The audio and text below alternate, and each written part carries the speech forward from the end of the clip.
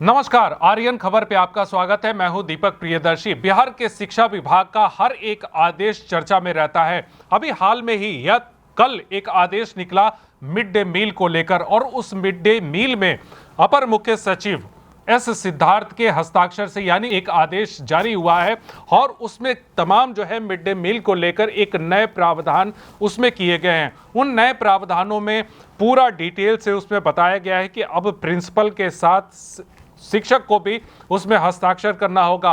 उसमें तमाम ये डिटेल है कि कितने बच्चों ने मिड डे मील खाया, कितने बच्चों ने अंडा खाया, कितने बच्चों ने मौसमी फल खाया, उसका पूरा कॉलम है। कॉलम में इसके साथ साथ उसका पूरा परफॉर्मा ये भी बना हुआ है कि उस पर प्रिंसिपल के साथ जितने भी टीचर हैं स्कूल में उनको हस्ताक्षर करने होंगे। अगर वो उनकी असहमति है तो वो भी उनको लिखना पड़ेगा। लेकिन अगर कोई शिक्षक ये कहे कि हम उस पर हस्ताक्षर नहीं करेंगे तो ये नहीं होगा, क्योंकि उसे एब्सेंट माना जाएगा। आप सिलसिलेवार ढंग से देखिए कि एस सिद्धार्थ ने जो आदेश निकाला है उस आदेश में क्या क्या है। मिड डे मील को लेकर शिक्षा विभाग का आदेश। एस सिद्धार्थ ने जारी किया फरमान। हर दिन प्रिंसिपल और शिक्षकों को देना होगा प्रमाण पत्र। सभी को हस्ताक्षर करना होगा प्रमाण पत्र पर। जिस शिक्षक ने हस्ताक्षर नहीं किया वो उस दिन एब्सेंट होंगे। अगर कोई शिक्षक असहमत हैं तो उन्हें भी लिखना होगा कि कितने बच्चों ने मिड डे मील खाया, कितने बच्चों ने अंडा खाया, कितने बच्चों ने फल खाया। इस आदेश के बाद शिक्षकों में एक बेचैनी है, और बेचैनी इस बात को लेकर है कि आखिर क्या होगा। स्कूल का माहौल पहले की तरह बना रहेगा या फिर इसमें कई तरह के परिवर्तन हो गए, कई तरह के टेंशन होंगे। इन्हीं तमाम मुद्दों पे बातचीत करने के लिए हम लोग यहाँ पे मौजूद हैं। हमारे साथ इस समय कई शिक्षक प्रतिनिधि हैं। बिहार राज्य प्राथमिक शिक्षक संघ से आनंद मिश्रा जी हैं, वहीं शिक्षक संगठन की तरफ से अश्वनी पांडे, आफिया की तरफ से अखिल भारतीय शैक्षिक संघ के जो राष्ट्रीय सचिव हैं शैलेंद्र कुमार शर्मा जी भी हैं। वो हम उनसे बात करेंगे। सबसे पहले शैलेंद्र जी के पास आएंगे, चूंकि शैलेंद्र जी ने काफी लंबे समय तक शिक्षा विभाग के तमाम कार्यशैलियों को देखा है। लेकिन सबसे पहले हम अभी जो आनंद मिश्रा जी हैं और अश्वनी जी हैं उनसे पूछना चाहेंगे। सबसे पहले आनंद जी, इस आदेश को किस तरह से देखते हैं, क्योंकि अब जो मिड डे मील है अब आपको एक एक चीज का हिसाब रखना है पढ़ाई के अलावा। दीपक जी, हिसाब तो पहले भी शिक्षक रखते आ रहे हैं और शिक्षक पूरी ईमानदारी से काम को कर रहे हैं। लेकिन एमडीए में जिस तरीके से शिक्षकों पे बार-बार लांछन लगाना, दोषारोपण करने का जो सिलसिला है, ये समाप्त तो नहीं हो रहा है। कुछ जगहों पे देखा जाएगा तो एनजीओ को दे करके सरकार ट्रायल करती है बड़े पैमाने पे कि हम एनजीओ को दे रहे हैं। लेकिन जो शिक्षक कार्य करते हैं, जो प्रधानाध्यापक या शिक्षा समिति के थ्रू कार्य कर रहे हैं, तो उनके गुणवत्ता को देखते हुए या उनके काम को देखते हुए सरकार ने एक नया शेड्यूल जारी कर दिया है माननीय अपर मुख्य सचिव के पत्र के द्वारा कि प्रत्येक शिक्षक उसमें इन्वॉल्व होंगे और सबको दस्तखत करके एक सर्टिफिकेट जारी करना है। तो क्या पहले जो हो रहा था वो गड़बड़ हो रहा था क्या? पहले जो भी कार्य हो रहे थे उसमें बहुत गड़बड़ियाँ थी क्या?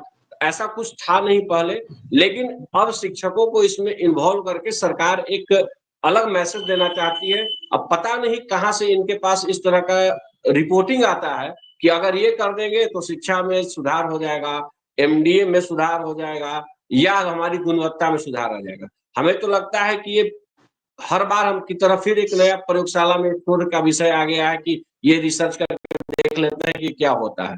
होने जाने वाला सिर्फ यही है कि जो पठन पाठन में इन्वॉल्व जो इसमें कंसेप्ट है शिक्षा विभाग की तरफ से कि मिड डे मील की गुणवत्ता बढ़ाई जाए और मिड डे मील हर बच्चों को मिले, प्रॉपर तरीके से मिले, उसमें कहीं कोई गड़बड़ी न हो, इसी को लेकर यह व्यवस्था की गई है। इसीलिए प्रिंसिपल के साथ अब सब तमाम टीचर्स को भी इन्वॉल्व किया गया है। बिल्कुल, पहले तो टीचर इसमें शैक्षणिक गतिविधि में लगे हुए थे और शैक्षणिक कार्य कर रहे थे, जिसमें हेडमास्टर की अनुमति से कहीं-कहीं शिक्षक लोग भी इसमें जुड़ के काम करते थे एमडीएम के लिए।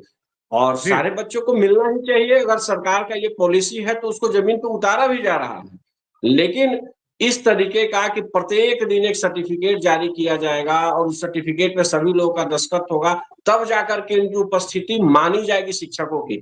यानी एक इस तरह का एक जाल बना दिया गया है कि आप अगर विद्यालय में उपस्थित हैं तो आपका ऐप के हाजिरी से सरकार का मन नहीं भर रहा है कि 2-2 बार हाजिरी बन रहा है, उसके बाद तीसरा बार एमडीएम के भी आपको दस्तखत करने के लिए आपको विद्यालय में उपस्थित माना जाएगा।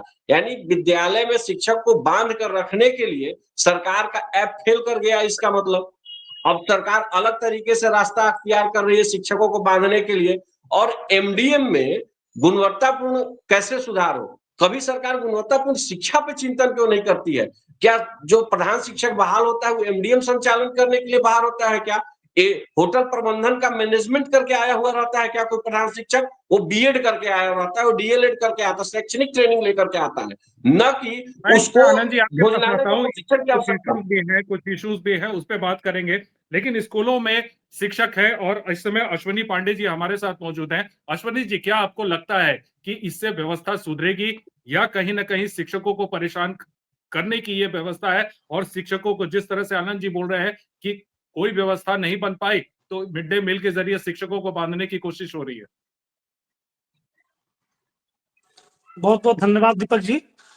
सबसे बड़ी बात है कि ये जो पत्र है, जब इसका लोग विश्लेषण किया जाएगा, आम पब्लिक पढ़ेगी अखबारों में और आपके मीडिया घराने के लोग इसको ये करेंगे, तो प्रथम दृष्टया ये लगेगा कि ये सुधारात्मक कदम है, सबको इन्वॉल्व करके चीजें सुधरेंगी। प्रथम दृष्टया तो ये लगेगा। शैलेंद्र सर जुड़े हुए हैं, सेवानिवृत्त भी हैं, बहुत लंबे समय तक इन्होंने काम किया है। मैं तो ये समझता हूँ कि जब से स्कूलों में इन्वॉल्वमेंट बढ़ी बाहरी लोगों की, तब से शिक्षा का स्तर गिरा और सब तहस नहस हुआ। तो प्रथम दृष्टया वैसे ही ये देखने में बड़ा अच्छा लगेगा कि सभी शिक्षकों की जवाबदेही तय की जा रही है, सभी लोग इसमें इन्वॉल्व रहेंगे। लेकिन इसका दूसरा पक्ष ये है कि स्कूलों में विवाद बढ़ेगा, आपस में कंट्राडिक्शन पैदा होगा। आप देखिए कि आप अभी तुरंत प्रधान शिक्षक और प्रधानाध्यापक की बहाली कर रहे हैं, ढंग से अभी उन लोग की पोस्टिंग नहीं हुई, सारे लोग की काउंसलिंग वगैरह चल रही है, आप उनकी बहाली रैंडमाइज तरीके से कीजिएगा, वो नहीं, रैंडमाइज विवाद किस बात पे होके होगा? कहीं विवाद से किस बात कहीं पे होगा? जाएंगे। विवाद किस बात पे होगा? एक परफॉर्मा तय है, उसमें विवाद प्रिंसिपल इस को भी साइन करना है, टीचर्स को भी साइन विवाद करना है। विवाद इस अगर बात कोई पे होगा, असहमत है तो वो भी लिखे।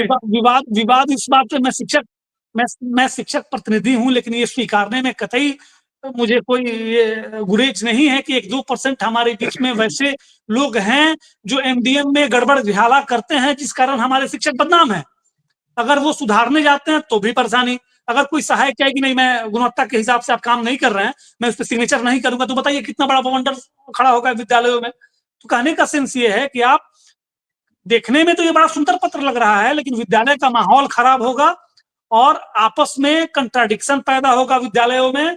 और इससे न मतलब आप जो ये लोगों को लग रहा है कि भ्रष्टाचार पे रोक लगेगी, मुझे लगता है कि भ्रष्टाचार के साथ साथ आपसी वैमनस्यता भी बढ़ेगी इस पत्र के जी, माध्यम से। अश्विनी पांडे जी, सरकार ने जो अश्विनी पत्र पांडे जी, जारी किया है, ये पत्र जी, सरकार का उद्देश्य अश्विनी अच्छा है, पांडे जी, लेकिन जो बिहार शिक्षा जी, सेवा के अधिकारी हैं, जो लोग ग्राउंड पे काम किए हैं, आज सचिवालय में बैठे हैं, वो लोग जरा इसको विश्लेषण करते कि पहले जी, जब जब अश्विनी पांडे जी, विद्यालयों में जी, शिक्षा समिति बनी जी, तो क्या स्थिति बनी। ये पूरी चर्चा हो रही है। शैलेंद्र शर्मा जी हैं, अखिल भारतीय शैक्षिक संघ से हैं, लंबा अनुभव इनके पास है। तमाम जितने भी भारत के तमाम राज्यों के स्कूलों का भी इनके पास पूरी जानकारी होती है। शैलेंद्र जी, इस चीज को आप कैसे देखते हैं? मिड डे मील, जिस तरह से आनंद जी कह रहे थे कि शिक्षकों को नहीं बांध पाए तो मिड डे मील के जरिए बांधेंगे। अभी अश्विनी पांडे जी बोल रहे थे कि आपस में स्कूल में फूट पड़ेगी, बवंडर होगा, बवाल होगा। क्या ये पूरे बवाल की जड़ है या फिर कुछ और है? जमील मजहरी की एक पंक्ति है, अंधेरों से उजाला होते देखा, उजाला से अंधेरा होते देखा हमने, आंख रह कर भी अंधा बनते देखा लोगों। स्थिति वही है। बिहार सरकार अपने शिक्षा विभाग के कतिपय पदाधिकारियों के द्वारा शिक्षा में सुधार नहीं, गुणात्मक परिवर्तन नहीं, बल्कि इनको कैसे हम सुधारें, एक जाल के तरह, भाई आनंद मिश्रा जी ने कहा कि जाल बुन रही है।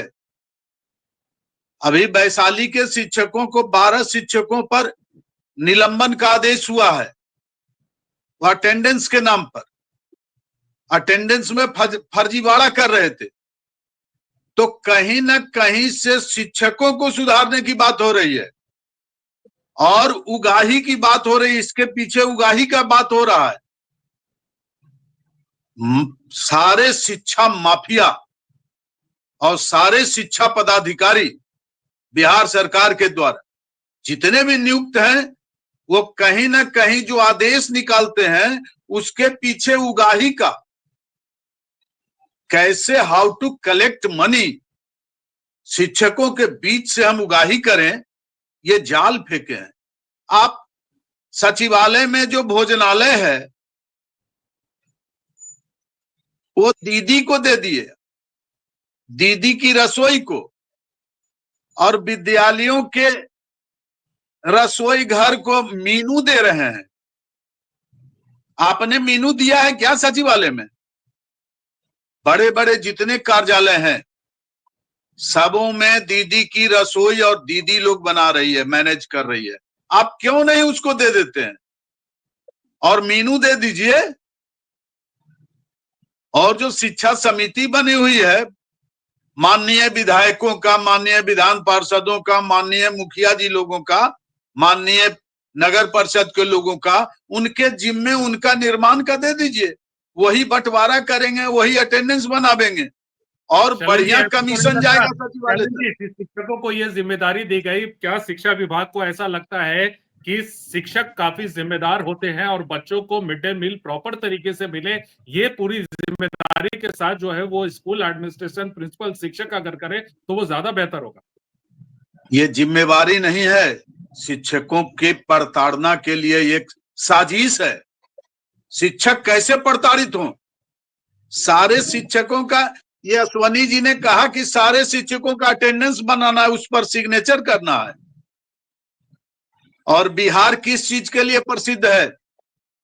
जातीय समीकरण, जातीय व्यवस्था के लिए। ये प्रभारी किस जात के हैं, मैं किस जाति का हूं, मुझे बढ़िया भोजन नहीं मिला, मैं सिग्नेचर नहीं करूंगा। ये लड़के नहीं आए हैं, उनकी अटेंडेंस बन रहा है, उनका खाना में नाम है। एक विद्वेष पैदा कर रहे हैं, एक विभेद पैदा कर रहे हैं, आपसी दुश्मनी का प्रपंच रच रहे हैं ये लोग। और आपस में जो कई प्रकार के शिक्षक हैं, बीपीएससी वाले इंग्लिश बोलेंगे और सक्षमता वाले संस्कृत बोलेंगे और नियोजित वाले तो खैर उर्दू बोलने में एक्सपर्ट हैं। और जो शेष हैं कई तरह के शिक्षक, सुप्रीम कोर्ट से लेकर हाई कोर्ट तक के, वो क्या बोलेंगे समझ लीजिए। किसी का नियंत्रण है क्या विद्यालयों पर? प्रभारी या हेडमास्टर का नियंत्रण है क्या? वो चुपचाप बैठे हैं, दुबके बैठे हैं। सारे शिक्षक अभी जो है अपने को शिक्षक नहीं, शिक्षक प्रतिनिधि समझ रहे हैं। आज शिक्षक प्रतिनिधि चुप है, स्थानीय विधायक चुप है इन आदेशों के खिलाफ कि आप शिक्षा में परिवर्तन की बात कीजिए, शिक्षकों को सम्मान देने की बात कीजिए, और जो व्यवस्था है छात्रों के लिए उसकी अलग से व्यवस्था हो। अभी उत्क्रमित विद्यालयों में जो उत्क्रमित हुए हैं माध्यमिक स्तर तक और उच्च माध्यमिक स्तर तक, मिडिल स्कूल 1 से 8 वाले जो ऊपर हुए हैं उत्क्रमित, उनमें प्रयोगशाला नहीं है। परीक्षार्थी फॉर्म भर दिए हैं, प्रैक्टिकल का अंक चढ़ गया है, न केमिकल है न प्रयोगशाला है। कितनी बड़ी गुणात्मक परिवर्तन है और बच्चों को खाना दे रहे हैं। ठीक है आनंद मिश्रा जी, आपसे एक सवाल है। अभी जिस तरह से अश्वनी पांडे जी ने कहा कि बवंडर होगा, पवाल होगा, शैलेंद्र जी भी कह रहे हैं कि आपसी दुश्मनी का प्रपंच रचा जा रहा है, आपस में लड़वाने की कोशिश हो रही है। अभी मिड डे मील को लेकर हमेशा से शिकायतें आ रही हैं, गड़बड़ी को लेकर। मैं बीइंग अ प्रिंसिपल, आप हैं, मैं सिर्फ आपकी बात नहीं कर रहा, मैं ओवरऑल बात कर रहा हूं। गड़बड़ी की शिकायतें आ रही है। किस बात पे बवंडर होगा? अगर शिक्षक ये कहेगा कि फला चीज अगर गलत है, मैं अगर इस पर हस्ताक्षर नहीं करूंगा या फिर इसमें अपनी असहमति दूंगा, तो प्रिंसिपल कहेंगे कि नहीं आपको साइन करना होगा। तो ये एक कहीं ना कहीं गड़बड़ी पे लगाम लगाने की कोशिश है कि जो गड़बड़ी एक आदमी की तरफ से हो रहे थे, अब उसको रोकने के लिए शिक्षकों को उसमें इन्वॉल्व कर दिया गया। बिल्कुल आपकी बात है कि इस पत्र का 2 पक्ष तो है ही ना। पहला पक्ष है कि हम पारदर्शिता लाने की बात कर रहे हैं। दूसरा पक्ष है कि बिहार की जो स्थिति है, उस स्थिति को भी वाकिफ़ हम लोगों को होना पड़ेगा।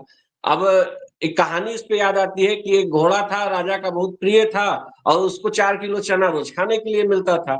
राजा साहब का प्रिय था तो लेकिन राजा साहब घोड़े के लिए 4 किलो चना की व्यवस्था करते थे, लेकिन जो उसका राइस था उसके लिए 4 किलो या उसके लिए कोई अलग से व्यवस्था नहीं थी। तो वो चना का जो छिलका था उसको फटक के निकलने के बाद उसका इस्तेमाल करता था। राजा साहब गए तो पता चला कि भई दुबला हो रहा है, घोड़ा पे थोड़ा-सा हाथ फेरने के बाद महसूस हुआ। स्वाभाविक है कि उन्होंने कहा कि भैया जाँच कीजिए तो ये घोड़ा को सही खाना मिल रहा है कि नहीं मिल रहा है। उसके बाद उन्होंने एक पदाधिकारी नियुक्त कर दिया, इस पे दरोगा लगा दिया कि जब जाँच कर लीजिए कि कैसे इसको खाना मिल रहा है। जाँच किया तो बोला देखा कि तो छिलका खा रहा है जो उसका सेवा करने वाला था। कहा कि छिलका तुम अपने परिवार को खिलाता तुमको तो राजा फांसी दे देगा। तो जी हुजूर अब से गलती नहीं होगी, हमसे माफ़ी चाहते हैं, हम नहीं करेंगे ऐसा। तो बोला कि नहीं ऐसा करो जी। कि जितना तुम छिलका चुराता है चुरा लो लेकिन आधा जो चना होता है हमारे यहाँ पहुँचवा दिया करो। तो ये जो सिस्टम है ऐसे होते-होते हर सिस्टम पे भ्रष्टाचार का जो एक नई सीढ़ी खड़ा कर दी जा रही है, इस सिस्टम से क्या होने वाला है? सरकार का जो घोड़ा है, वो एक दिन मर जाएगा। ये सिस्टम बंद हो जाएगी। सरकार जिस तरीके से अख्तियार कर लिया है, आपको बता दूं मैं ₹6.19 में एक बच्चे के लिए खाना की व्यवस्था कैसे हो सकती है? अगर उसको जोड़ करके देखा जाए, कैसे ये सिस्टम रन कर रहा है, ये आश्चर्यजनक बातें हैं। कैसे लोग मैनेज करके चल रहा है, ईश्वर जाने। आप जोड़ लीजिएगा, मैं तो चैलेंज करता हूं कि सारे लोगों को जिस गुणवत्ता हमारे डायरेक्टर साहब का पत्र आया है कि अगर जो बच्चा अंडा नहीं खाता उसको 100 ग्राम का फल देना है। बिहार में कोई भी कह दे कि 100 ग्राम फल का दाम 5 रुपया 6 रुपया है क्या? 120 रुपया से कम बिहार में कहीं सेव मिल रहा है क्या? तो 100 ग्राम सेव का दाम कितना हुआ? 12 रुपया। अब वो कैसे मैनेज करेगा हेडमास्टर? अगर मैनेज कर ले रहा है तो वो भ्रष्टाचारी है। अगर वो मैनेज नहीं करेगा तब तो विवाद होगा और विवाद वही तो बात स्वाभाविक है, रूप से होने जा रहा है वही और बात है होगा। आनंद जी। तो उसमें फॉर्मेट है, उस फॉर्मेट में अगर आप अगर नहीं कर पा रहे हैं तो आप अपनी असहमति के बिंदु को आप उसमें लिख सकते हैं। बिल्कुल वो असहमति के बिंदु को लिखा ही जाएगा, वो चीजें आएंगी। हम तो मांग करेंगे कि सरकार ने जो बहाली किया है, जो प्रधान शिक्षक हैं या हेडमास्टर हैं या जो शिक्षक बहाल हुए हैं, क्या वो एमडीएम संचालन के लिए बहाल हुए हैं क्या? उनको तो सरकार मुक्त कर दे। हमारी मांग है सरकार से कि आप शिक्षकों को एमडीएम से मुक्त कीजिए। जैसे शैलेंद्र सर ने बताया भी कि सभी जगह दीदी को जीविका दीदियों को दे दिया गया है कार्यालयों में कैंटीन वगैरह चलाने के लिए। क्या पंचायत स्तर पे इनकी व्यवस्था नहीं बन सकती है क्या? क्या उनके विद्यालय स्तर पे कमेटी नहीं बन सकती है क्या? सिर्फ आप डंडा चलाने के लिए शिक्षकों को अपने गिरफ्त में लेने के लिए उनके ऊपर एक थोप रहे हैं। शैक्षणिक गतिविधि शिक्षकों से करवाइए। आप कब तक बरगला के, जब इतनी बड़ी व्यवस्था आपके पास आ रही है, आप एनजीओ से चला ही रहे मुस्कुरा कहीं रहे थे कहीं, जब तो आनंद सारी जगह रहते अपने थे सिस्टम तो क्यों नहीं खड़ा कर रहे हैं? शिक्षकों को क्यों बरगलाने की नौबत आ रही है? ये बात सरकार तक पहुंचनी ठीक है चाहिए कि आनंद जी, शिक्षकों को, प्रधान शिक्षक को इससे मुक्त कर दिया जाए। जी सरकार तक पहुंचनी चाहिए। अश्वनी जी, जिस समय आनंद मिश्रा जी बोल रहे थे, आप मुस्कुरा रहे थे, आपको क्या लगता है कि इस तमाम ऐसी चीजें क्यों आपको लगता है असहमति की का बिंदु आएगा? अगर चीजें जहां पे गड़बड़ हैं, उन गड़बड़ पे प्रिंसिपल भी लिखेंगे, टीचर भी लिखेंगे, बवंडर क्यों होगा? क्यों भूचाल आएगा?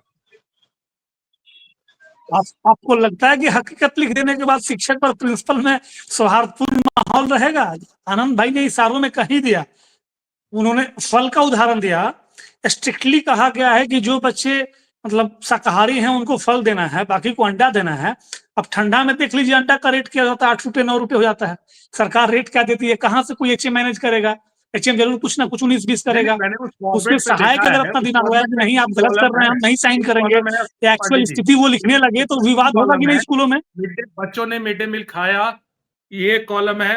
शुक्रवार को शायद अंडा देने का है कि बच्चों ने अंडा खाया, या फिर फल का है कि उसमें बच्चों ने मौसमी फल खाया या नहीं खाया, उस पे तमाम है। तो उस पे तो अब तो आप ये चीजें, अगर इतने सारे प्रॉब्लम्स हैं या फिर कहीं कोई पैसे की दिक्कत है, तो अब तो आपके पास रिटन फॉर्मेट है ना कि आप उसमें सारी चीजों को लिख सकते हैं कि हमारे पास पैसा नहीं है, हम कहां से दें।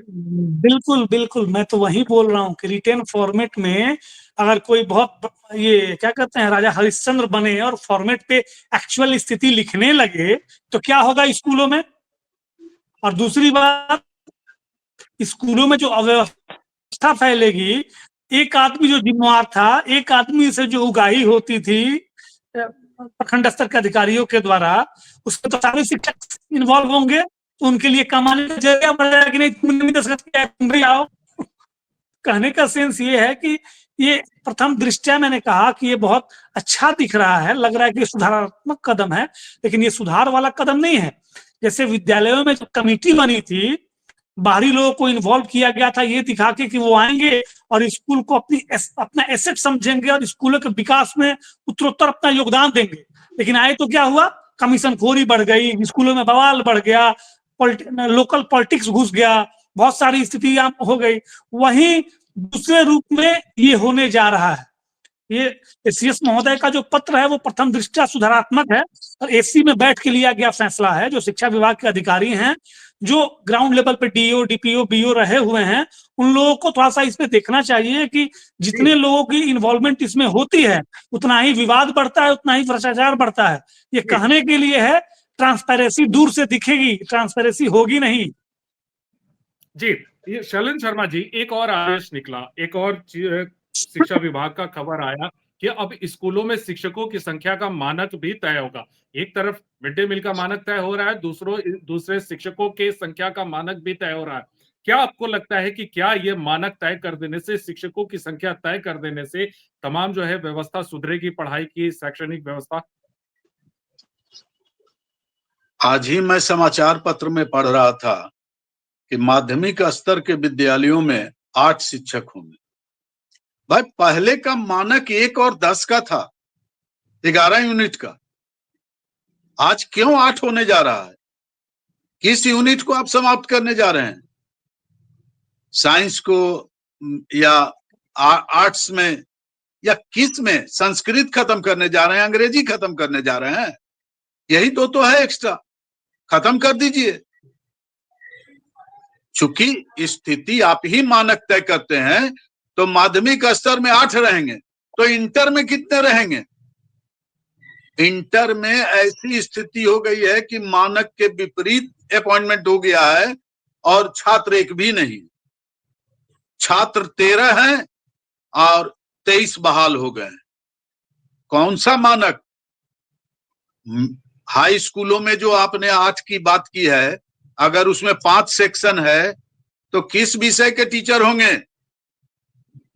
11 के बाद 18 यूनिट का होता था। मैं जीडी पाटलिपुत्रा में था, 64 टीचर थे। स्थिति तो भयावह है।